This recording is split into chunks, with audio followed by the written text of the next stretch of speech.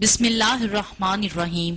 अस्सलामु अलैकुम नाजरीन, आज की वीडियो में हम बात करने वाले हैं कयामत की ऐसी बड़ी निशानी के बारे में जिसे अल्लाह के प्यारे नबी हजरत मोहम्मद मुस्तफ़ा सल्लल्लाहु अलैहि वसल्लम ने 1400 साल पहले ही बता दिया था। नाजरीन, और आज वो निशानी फलस्तीन में जाहिर हो चुकी है। मतलब ये कि इस निशानी को आज हम अपनी आंखों से पूरा होते हुए देख रहे हैं।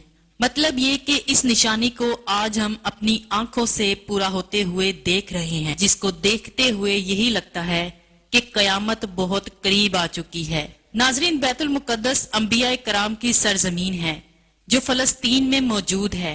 इसके बारे में अल्लाह के प्यारे नबी ने इरशाद फरमाया कि बैतुल मुकद्दस इस रोए जमीन पर बनाई गई दूसरी मस्जिद है और ये मक्का और मदीना के बाद मुसलमानों के लिए तीसरी सबसे मुकद्दस जगह है जिसकी जानिब इबादत के लिए सफर करना जायज है। और यही नहीं, अल्लाह के प्यारे नबी सल्लल्लाहु अलैहि वसल्लम ने 16 या 17 महीनों तक इस मस्जिद की तरफ यानी कि मस्जिद अक्सा की तरफ रुख करके नमाज भी पढ़ी है। तो इससे ये साफ जाहिर होता है कि अल्लाह के प्यारे नबी सल्लल्लाहु अलैहि वसल्लम को इस मस्जिद से बेइंतहा मोहब्बत रही है।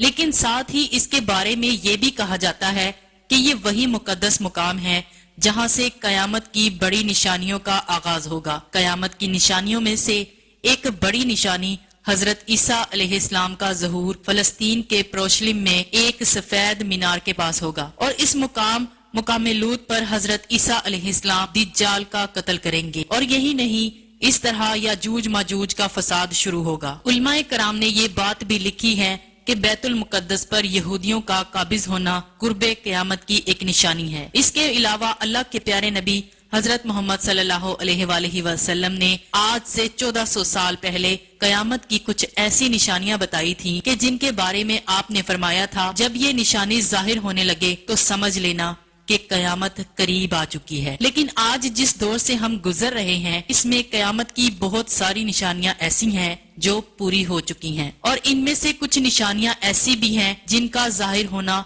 अभी बाकी है। लेकिन अल्लाह के प्यारे नबी सल्लल्लाहु अलैहि वसल्लम ने कयामत को लेकर जो निशानियां बैतुल मुकद्दस के बारे में बयान फरमाई है वो आज तकरीबन पूरी होती हुई नजर आ रही है, जिसके बाद दज्जाल का नजूल हो जाएगा। याद रखें कि इसराइल का फलस्तीनियों पर हमला करना और इसके बाद बैतुल मुकद्दस पर अपना कब्जा करने की कोशिश करना, ये एक बहुत बड़ी तबाही है। कहा जा रहा है कि यहूदी किसी भी तरह से मुसलमानों का पहला किबला यानी कि मस्जिद अक्सा को शहीद करके वहां पर हैकले सुलेमानी बनाना चाहते हैं, क्योंकि इनका मानना है कि हैकले सुलेमानी बनाने के बाद इनका मसीहा दज्जाल इनके बीच आ जाएगा, जो कि कयामत की बड़ी निशानियों में से एक निशानी है। यही वजह है कि इसराइली यहूदियों का हमेशा से ये मंसूबा रहा है कि वो कैसे भी करके फलस्तीनियों पर अपना कब्जा कर लें और इसके तहत वो काम करते हुए आगे बढ़ रहे हैं। पिछले कई सालों से इसराइली यहूदी फलस्तीनियों पर जुल्म सितम कर रहे हैं। आज तक उन्होंने न जाने कितने घर उजाड़ दिए हैं। इसराइली फलस्तीनियों को इस कदर कमजोर करने में लगे हुए हैं कि वो अपने हक के लिए आवाज तक बुलंद ना कर सके। अब तक वो फलस्तीनियों की 28% जमीन पर कब्जा कर चुके हैं और फलस्तीन का 12% हिस्सा बचा है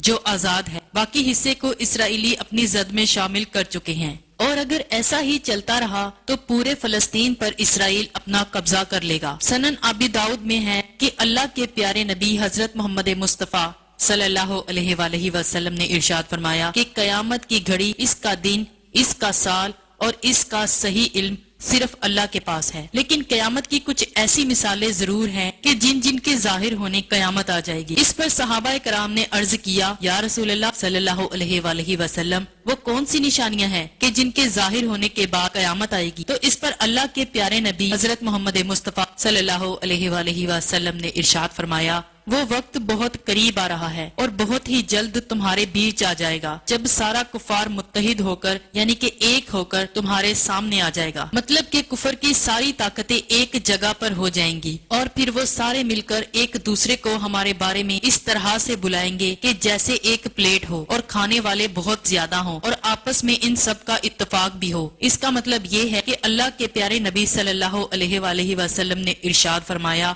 दुनिया में एक ऐसा वक्त आएगा, इस वक्त मेरी उम्मत ایک پلیٹ کی طرح ہوگی، اس کے دائیں بائیں چاروں طرف سے دشمن ایک ہو کر آ جائیں گے اور ایک دوسرے کو دعوت دے رہے ہوں گے کہ تم بھی ہمارے ساتھ شامل ہو جاؤ اور مل کر ان مسلمانوں پر حملہ کرو۔ آج ایسا ہوتے ہوئے ہم اپنی آنکھوں سے دیکھ رہے ہیں کہ اسرائیل آج سارے کفار ممالک کو دعوت دے رہا ہے کہ آؤ ہمارے ساتھ مل کر ان فلسطینیوں کو ختم کرو۔ ناظرین، آپ نے دیکھا بھی ہوگا کہ اسرائیل کی اس دعوت پر امریکہ کیسے ان کی مدد کا اعلان کر چکا ہے۔ خیر، اللہ کے پیارے نبی صلی اللہ علیہ وآلہ وسلم کا یہ فرمان سن کر صحابہ کرام کہنے لگے، یا رسول اللہ صلی اللہ علیہ وآلہ وسلم کہ اس وقت مسلمان تعداد میں تھوڑے ہوں گے، کیا ہمارے پاس اس وقت اسلحہ نہیں ہوگا؟ کیا اس وقت ہماری طاقت کم ہو جائے گی؟ تو اس پر اللہ کے پیارے نبی صلی اللہ علیہ وآلہ وسلم نے فرمایا، نہیں، اس وقت تمہاری تعداد بہت ہوگی، تمہارے پاس اسلحہ بھی ہوگا اور طاقت بھی بہت زیادہ ہوگی، لیکن اس کے باوجود تم کمزور ہو جاؤ گے، وہ اس لیے کہ اس وقت تم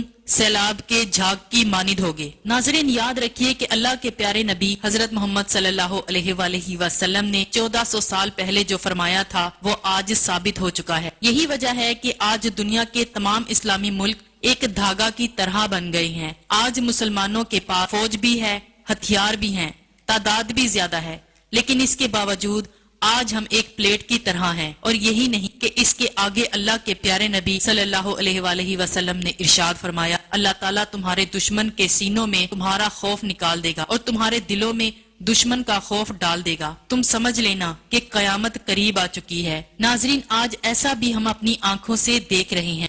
آج ہم امریکہ سے ڈر رہے ہیں اس لیے کہ ہم تباہ و برباد ہو جائیں گے، ہمارے سارے کاروبار ٹھپ ہو جائیں گے۔ لہٰذا یہ سن کر ایک صحابی نے عرض کی کہ یا رسول اللہ صلی اللہ علیہ وآلہ وسلم، اس وقت مسلمانوں کی ایسی حالت کیوں ہوگی؟ مسلمان اس حالت میں کیوں پہنچیں گے؟ اتنی کمزور حالت میں ہم کیوں آ جائیں گے؟ اس پر یہ سن کر اللہ کے پیارے نبی صلی اللہ علیہ وآلہ وسلم نے فرمایا، اس وقت مسلمان دنیا سے پیار کرنے لگیں گے اور موت سے ڈرنے لگیں گے۔ اور ناظرین، کوئی شک نہیں کہ آج ایسا ہی مسلمانوں کے ساتھ ہو رہا ہے۔ آج مسلمان دنیا سے پیار کرنے لگے ہیں اور موت سے انہیں نفرت ہو گئی۔ یہی وجہ ہے کہ آج مسلمان کمزور پڑ چکا ہے۔ موجودہ حالات میں اسرائیل اور فلسطین کے درمیان جو معاملات چل رہے ہیں، یہ در حقیقت پوری دنیا کے مسلمانوں کے لیے ایک بہت بڑا خطرہ ہے۔ لیکن افسوس کہ آج پوری دنیا کے مسلمانوں میں سے کوئی بھی ملک ایسا نہیں ہے جو ان فلسطینیوں کی مدد کر سکے۔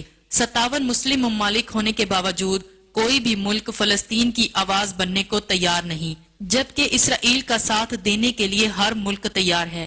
لیکن پتہ نہیں آخر ان مسلم ممالک کی خاموشی کے پیچھے ان کا کیا راز چھپا ہے، اور آج ان حالات میں مسلمان طاقتور ہونے کے باوجود کمزور نظر کیوں آ رہے ہیں؟ تو ناظرین، ان حالاتوں کو دیکھتے ہوئے یہی لگتا ہے کہ آپ صلی اللہ علیہ وآلہ وسلم نے 1400 سال پہلے جو قیامت کی نشانیاں بیان کی تھی، جو تقریباً آج پوری ہو چکی ہیں، اور جس کو دیکھ کے یہ لگتا ہے کہ قیامت بہت قریب آ چکی ہے، قیامت آنے والی ہے۔ اللہ تبارک و تعالیٰ سے دعا ہے کہ اللہ تعالیٰ فلسطینیوں کی مدد فرمائے۔